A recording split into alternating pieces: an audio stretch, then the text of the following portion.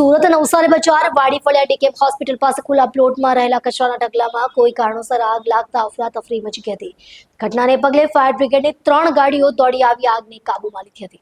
વાડી ફળિયા વિસ્તારમાં ખુલ્લા પ્લોટમાં આગ લાગી હતી. ફાયર બ્રિગેડની તાત્કાલિક કાર્યવાહીથી આગ કાબૂમાં આવી હતી. આગની સૂચના ફાયર વિભાગને સાંજે 6 વાગે મળી હતી. મળેલી માહિતી અનુસાર ખુલ્લા પ્લોટમાં જમા થયેલા કચરાના ઢગલામાં આગ લાગી હતી, જે પવનના કારણે ઝડપથી ફેલાઈ હતી.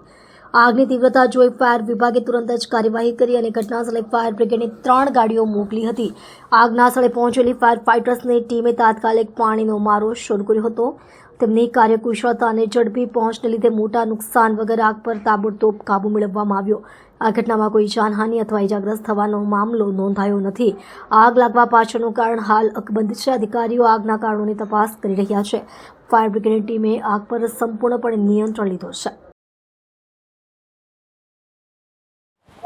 जी सर, आपका नाम कई बड़ी घटना बनी तो શું? હા, મારું નામ સબ ઓફિસર રસિક ગામિત. આપણે વાડી ફળિયા ડીકેમ હોસ્પિટલની સામે 6 ને 12 આપણે કચરા હળગે છે એવી રીતે કોલ આપેલો હતો અને ખુલ્લા પ્લોટમાં કચરો સળગતો હતો અને આપણે ઓલાવની કામગીરી ચાલુ કરી છે.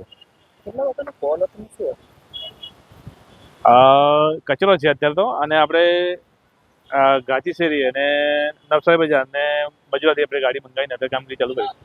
કેટલા વાગ્યાનો કોલ હતો? 6 ને 12 મિનિટે આપણે કોલ આપેલો હતો. કેટલા વ્યક્તિઓ, કેટલા ઓફિસર? 10 થી 15 માણસો અત્યારે કામગીરી ચાલુ છે.